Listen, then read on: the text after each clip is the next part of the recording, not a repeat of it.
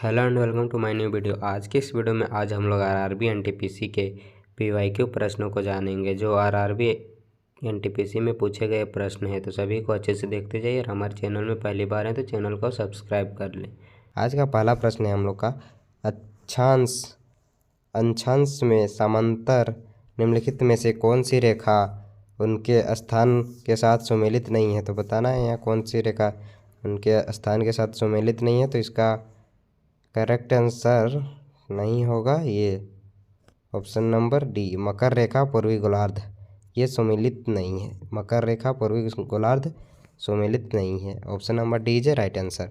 फिर अगला प्रश्न हम लोग का, देशांतर और अक्षांश के बारे में इनमें से कौन सा कथन गलत है। ऑप्शन ए में है देशांतर भी एक दूसरे को प्रतिच्छेद नहीं करते हैं। ऑप्शन बी में 180 ई और 180 डिग्री डब्ल्यू एक ही देशांतरीय रेखा को संबंधित करते हैं। फिर अगला प्रश्न, अक्षांश रेखाएं एक दूसरे के समांतर होती है। ऑप्शन डी में अक्षांश कभी भी एक दूसरे को प्रतिच्छेद नहीं करती है। तो इसका राइट आंसर हो जाएगा ऑप्शन नंबर ए, देशांतर कभी भी एक दूसरे को प्रतिच्छेद नहीं करती है। Option number A is a correct answer. फिर अगला प्रश्न हम लोग का, शब्द विश्व संदर्भित करता है। शब्द विश्व संदर्भित करता है, क्या संदर्भित करता है। तो ऑप्शन ए में एक समान आकार, ऑप्शन बी में दिन और रात एक सामान्य अवधि के होते हैं, ऑप्शन सी में गर्मी और सर्दी एक समान अवधि के होते हैं, ऑप्शन डी में मौसम एक समान अवधि के होते हैं। तो शब्द विश्व संदर्भित करता है option number D, option number B, दिन और रात एक समान अवधि के होते हैं। तो कौन करता है, तो विश्व करता है। शब्द विश्व इज ए करेक्ट आंसर, शब्द विश्व करता है।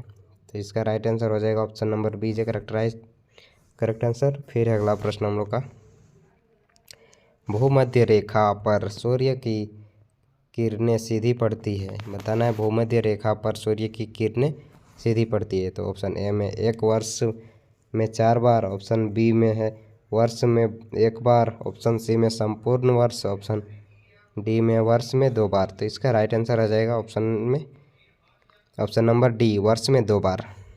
Option number D is a correct answer. भूमध्य रेखा पर सूर्य की किरणें वर्ष में 2 बार पड़ता है। फिर अगला प्रश्न हम लोग का, 21 मार्च और 23 दिसंबर को सूर्य की किरणें सीधे भूमध्य रेखा पर पड़ती है, जिसके कारण पृथ्वी पर दिन और रात बराबर होते हैं। इसे ब्लैंक स्पेस कहा जाता है। क्या कहा जाता है, तो इसे कहा जाता है विश्व कहा जाता है, विश्व। Option number A is a correct answer. फिर अगला प्रश्न हम लोग का, ग्लोब पर अक्षांश की सबसे लंबी रेखा इनमें से कौन सी है। तो इसका करेक्ट आंसर हो जाएगा हम लोग का ऑप्शन नंबर बी, भूमध्य रेखा। भूमध्य रेखा अक्षांश की सबसे लंबी रेखा है। अगला प्रश्न है हम लोग का, पृथ्वी की दूरी कांतिवृत्त के तल पर ब्लैंक स्पेस के कोण पर आनत है।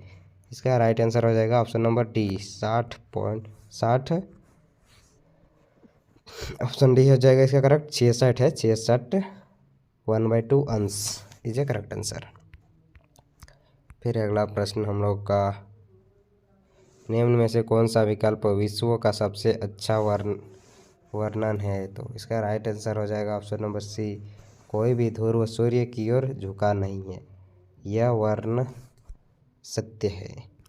फिर अगला प्रश्न, भारत में किस तारीख को वर्ष का सबसे छोटा दिन माना जाता है। बताने भारत में सबसे छोटा दिन कब होता है। तो ऑप्शन ए में है 22 मार्च, ऑप्शन बी में 22 जून, ऑप्शन सी में 22 सितंबर, ऑप्शन डी में 23 अक्टूबर। तो इसका राइट आंसर हो जाएगा 22 दिसंबर। Option number C is a correct answer. देख सकते हैं आरआरबी एनटीपीसी 2021 में पूछा गया क्वेश्चन है, काफ़ी वीवीआई प्रश्न है। फिर अगला प्रश्न, एक विश्व एक वर्ष में कितनी बार आता है। तो इसका राइट आंसर हो जाएगा हम लोग का 2 बार। Option number B is a correct answer, 2 बार आता है। फिर अगला प्रश्न हम लोग का 5 नंबर है, भारत की सबसे बड़ी बहुउद्देशीय नदी घाटी परियोजना है। बताना है भारत की सबसे बड़ी बहुउद्देशीय नदी घाटी परियोजना कौन है। तो ऑप्शन ए में हम लोग का हीराकुंड, ऑप्शन बी में हम लोग का भाखड़ा नागल, ऑप्शन सी में दामोदर घाटी, ऑप्शन डी में इनमें से कोई नहीं। तो इसका करेक्ट आंसर हो जाएगा option number B is a correct answer. Bhakra Nangal is a correct answer. Bharat की सबसे बड़ी बहुउद्देशीय नदी घाटी परियोजना भाखड़ा नांगल है। Option number B is a correct answer. फिर अगला प्रश्न हम लोग का, सांची स्तूप किस राज्य में स्थित है। बताना है सांची स्तूप किस राज्य में स्थित है। तो ऑप्शन ए में है मध्य प्रदेश, ऑप्शन बी में उत्तर प्रदेश, ऑप्शन सी में बिहार, ऑप्शन डी में महाराष्ट्र। तो इसका राइट आंसर हो जाएगा ऑप्शन नंबर ए, मध्य प्रदेश में सांची स्तूप मध्य प्रदेश में स्थित है। Option number A is a correct answer. फिर है अगला प्रश्न हम लोग का, ईच वन टीच वन कार्यक्रम किससे संबंधित है। बताना है ईच वन टीच वन कार्यक्रम किससे संबंधित है। तो ऑप्शन ए में हम लोग का प्रौढ़ शिक्षा यानी एडल्ट एजुकेशन, ऑप्शन बी में रेगुलर एजुकेशन यानी नियमित शिक्षा, ऑप्शन सी में है अनौपचारिक शिक्षा, ऑप्शन डी में जागरूक नागरिक। तो इसका करेक्ट आंसर हो जाएगा option number A is a correct answer यानी adult education. Each one teach one कार्यक्रम एडल्ट एजुकेशन प्रौढ़ शिक्षा से संबंधित है। Option number A is a correct answer.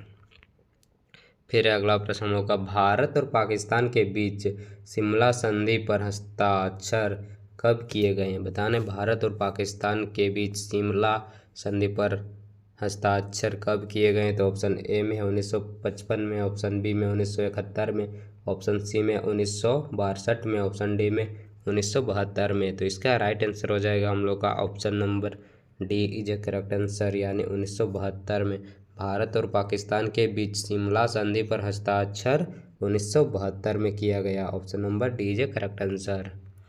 फिर अगला नंबर 9 नंबर, महानदी कहाँ से निकलती है। बताना है महानदी कहाँ से निकलती है। ऑप्शन ए में हम लोग का रायपुर से, ऑप्शन बी में पटना से, ऑप्शन सी में है उज्जैन से, ऑप्शन डी में है देहरादून से। तो बताना है महानदी कहाँ से निकलती है। तो महानदी हम लोग को रायपुर से निकलती है। Option number A is a correct answer हो जाएगा, Raipur is a correct answer. फिर अगला प्रश्न, आनंद मठ किसने लिखी थी। बताना है आनंद मठ किसने लिखी थी। ऑप्शन ए में हम लोग का बंकिम चंद्र चट्टोपाध्याय, ऑप्शन बी में है अबुल फजल, ऑप्शन सी में है कालिदास, ऑप्शन डी में है Sharat Chandra Chatterjee. Option number A is a correct answer हो जाएगा इसका। आनंद मठ किसने लिखी थी। तो Bankim Chandra Chattopadhyay. Option number A is a correct answer. फिर है अगला प्रश्न हम लोग का, मेघदूत के लेखक हैं। बताना है मेघदूत के लेखक कौन है। ऑप्शन ए में है कालिदास, ऑप्शन बी में तुलसीदास, ऑप्शन सी में कौटिल्य, ऑप्शन डी में वेद व्यास। तो इसका राइट आंसर हो जाएगा option number A is a correct answer, Kalidas Meghdoot के लेखक हैं। Option number A is a right answer. फिर है अगला प्रश्न हम लोग का, सौरमंडल का सबसे बड़ा ग्रह है। बताना है सौरमंडल का सबसे बड़ा ग्रह कौन है।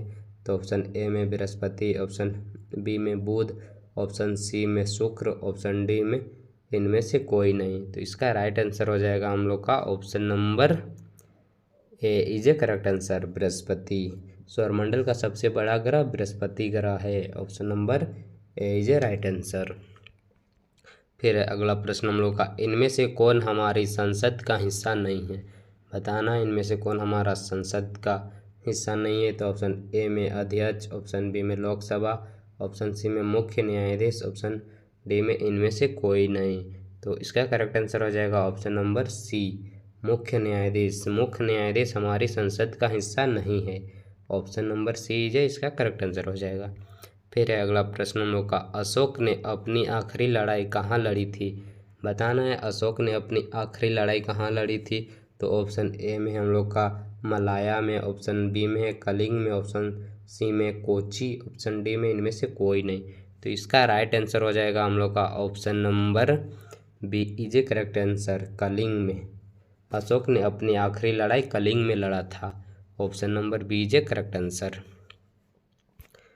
फिर है अगला प्रश्न हम लोग का 15 नंबर का क्वेश्चन।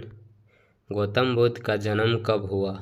बताना है गौतम बुद्ध का जन्म कब हुआ था। तो ऑप्शन ए में है 563 BC, ऑप्शन बी में 472 BC, ऑप्शन सी में 627 BC, ऑप्शन डी में इनमें से कोई नहीं। तो इसका राइट आंसर हो जाएगा ऑप्शन नंबर ए 563 BC। गौतम बुद्ध का जन्म 563 BC में हुआ था। Option number A is a correct answer. फिर है अगला प्रश्न हम लोग का। एक युवा स्वस्थ आदमी के दिल की धड़कन की दर क्या होती है? बताना। एक युवा स्वस्थ आदमी के दिल की धड़कन की दर क्या होती है? बताना। एक स्वस्थ आदमी का दिल कितना बार धड़कता है? तो ऑप्शन ए में हम लोग का 50 टाइम्स, ऑप्शन बी में 72 टाइम्स, ऑप्शन सी में 108 टाइम्स, ऑप्शन डी में नन ऑफ दिस। तो इसका करेक्ट आंसर हो जाएगा ऑप्शन नंबर बी 72 टाइम्स। एक युवा स्वस्थ आदमी का दिल 72 टाइम्स धड़कता है। Option number A is a correct answer. 1 minute में। फिर है अगला प्रश्न। मस्तिष्क का क्या कार्य है? बताना है मस्तिष्क का क्या कार्य है। तो ऑप्शन ए में हम लोग का सोचना यानी थिंकिंग, ऑप्शन बी में है बैलेंसिंग द बॉडी शरीर को संतुलन बनाए रखना, ऑप्शन सी में बोथ यानी सोचना भी और शरीर को संतुलन बनाए रखना भी, ऑप्शन डी में ओनली ए, ऑप्शन डी में केवल सोचना। तो इसका करेक्ट आंसर हो जाएगा option number C both A and B यानी सोचना और शरीर को संतुलन बनाए रखना मस्तिष्क का कार्य है। तो इसका करेक्ट आंसर क्या हो जाएगा? ऑप्शन नंबर सी हो जाएगा। देख सकते हैं काफ़ी वीवीआई प्रश्न है जो आरआरबी एनटीपीसी के एग्जाम में पूछते रहते हैं। फिर है अगला प्रश्न हम लोग का। रक्त शुद्ध होता है, रक्त शुद्ध होता है ब्लैंक स्पेस में क्या भराएगा? फेफड़े, ऑप्शन बी में हार्ट, ऑप्शन सी में गुर्दा, ऑप्शन डी में all of this, all of above. तो 18 का करेक्ट आंसर हो जाएगा option number D all of above. रक्त सभी जगह से शुद्ध होता है। Option number D is a correct answer. फिर है अगला प्रश्न हम लोग का। तापमान दिखाने के लिए थर्मामीटर में ब्लैंक स्पेस का प्रयोग किया जाता है। किसका प्रयोग किया जाता है थर्मामीटर में? बताना है। तो ऑप्शन ए में हम लोग का लेड का, ऑप्शन बी में पारा का, ऑप्शन सी में चांदी का, ऑप्शन डी में नन ऑफ दिस। तो इसका राइट आंसर हो जाएगा ऑप्शन नंबर बी पारा का। तापमान दिखाने के लिए थर्मामीटर में पारा का उपयोग किया जाता है। ऑप्शन नंबर बी जे करेक्ट आंसर हो जाएगा। फिर है अगला प्रश्न हम लोग का। इनमें से किन जानवरों के समूह का खून ठंडा होता है? बताना है कौन सा जानवर का खून ठंडा होता है।